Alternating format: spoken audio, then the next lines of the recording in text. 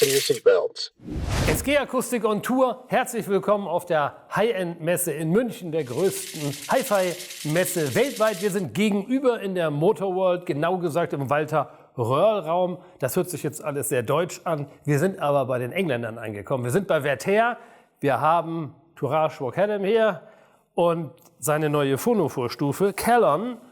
Das wird relativ spannend, denn er wird uns hier live genau erklären, was das Gerät kann, wie es funktioniert und worauf es ankommt. Ich kann nur mal vorab schon mal sagen, Touraj hat eine lange Hi-Fi-Vergangenheit, war früher Mastermind bei Roxanne, ich habe früher Xerxes, Artesas und so weiter verkauft. Geniale Konstruktion und genau das. Heute ist Touraj Inhaber und Chefentwickler bei Vertere, seiner eigenen Marke. Wir machen das auch schon länger, haben viel Spaß damit, denn das Hauptthema sind die Plattenspieler. So hier auch hinter mir, völlig eigenständige Erscheinung, alles im Plexiglas, manchmal sogar beleuchtet. Aber was dahinter steckt, ist vor allen Dingen die Finesse im Detail, die zu einem ultralebendigen, mega intensiven Klang führt. Und da wollen wir jetzt mal gucken, was mit der Phono-Vorstufe hier ist. Welcome and thank you for inviting us here, doing the video and thank you very much. It's totally my pleasure. As I probably guessed, you were talking about the history of myself with hi-fi and yourself, and you know we go back decades. yes, And that doesn't reflect our ages, by the way. You know? maybe, but it's worth to say that because I think in the fan base we have really lots of people. Although when I met them, they are still fans of these CD players with suspension and everything. So it was crazy times. I spent hours and hours and hours adjusting motors and Xerxes players, yeah, until it worked. Yes. But then the result was absolutely great, yeah.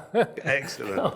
Excellent. Now with these new tone amps, new record players, it works absolutely perfect. And the aim this very intensive sound, yeah, still there. And now you brought... Yes, we have introduced at this show the Calon phono stage. Calon is derived from a Welsh word for heart. Okay. And there were two reasons for thinking of heart for this, was that, of course, phono stage is at the heart of your analog playback. But at the same time, it was the emotional content that we were hearing from the records that we knew so well, and even special cuts, acetates, and so on, that you normally thought they had everything that you could possibly pick up from them, and you realize that that's not quite the case.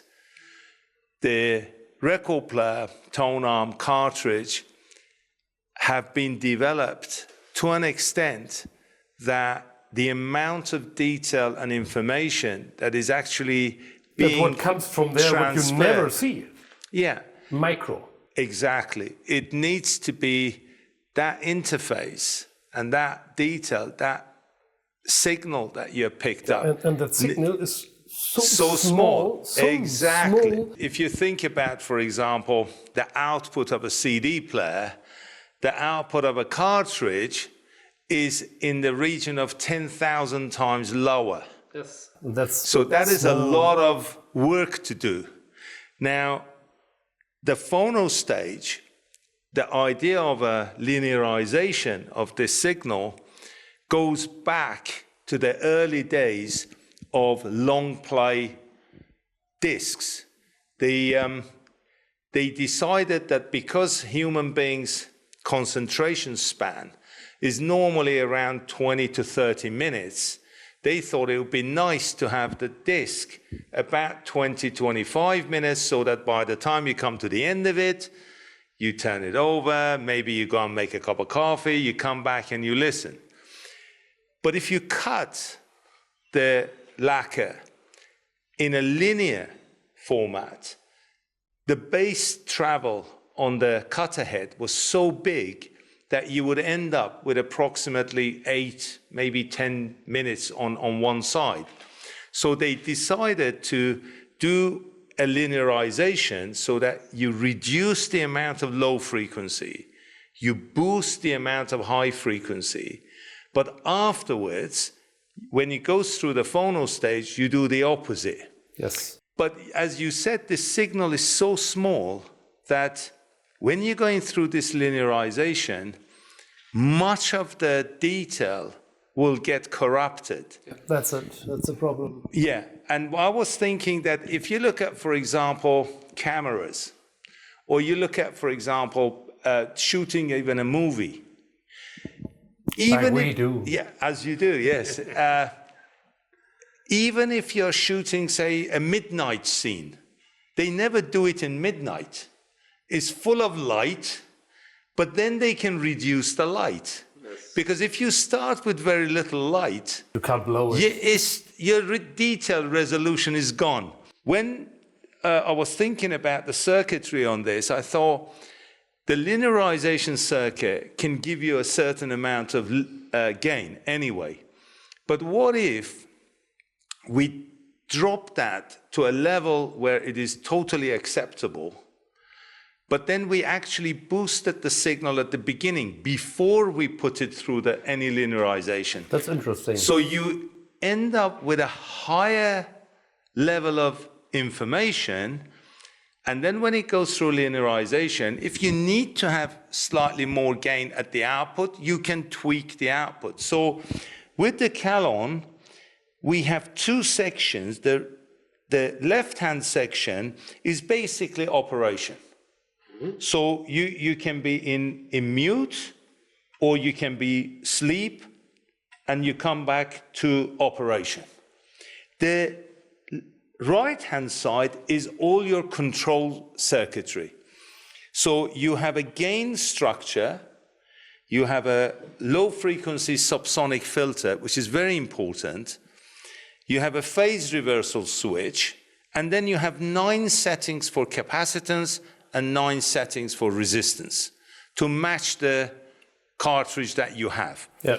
So it's for MM and MC. MC, exactly. And on the gain section, you see there are 2 controllers. There's an input gain and there's an output gain controller. And the input gain starts with approximately 10 dB default. Okay. So even if you have your moving magnet, you already brought it up by 10 before you linearize it. And then you can add another 10 or another 10. So you can go from 10, 20, 30. Okay, but this part here you have to do really carefully. Yeah? Very careful. That's it. Yeah. Very careful. And that is the trick. That's the Calon, that's the heart of the machine. Exactly, exactly. Okay.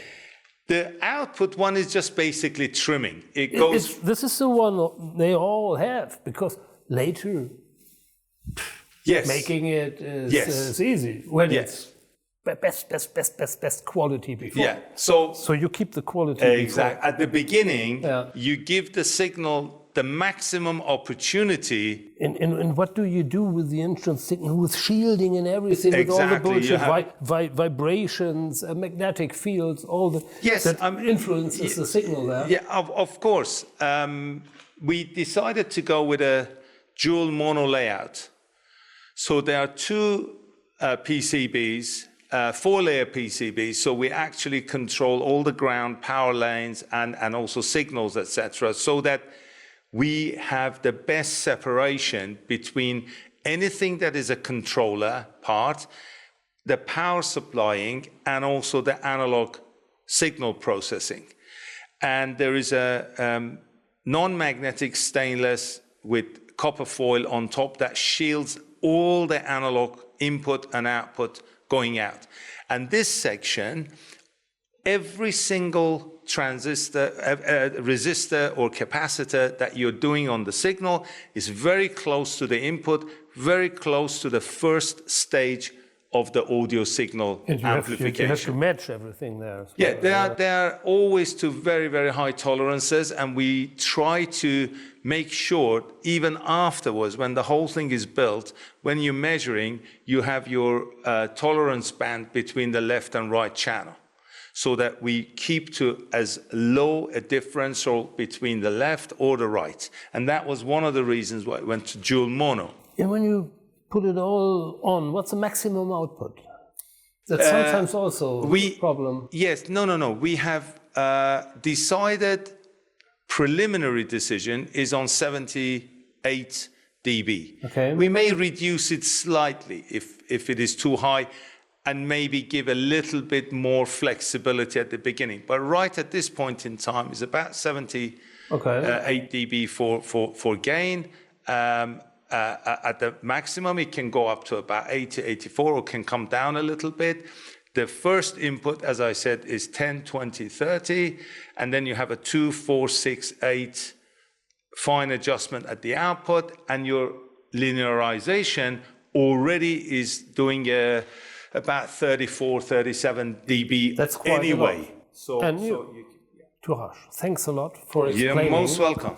Thank you very much for having me.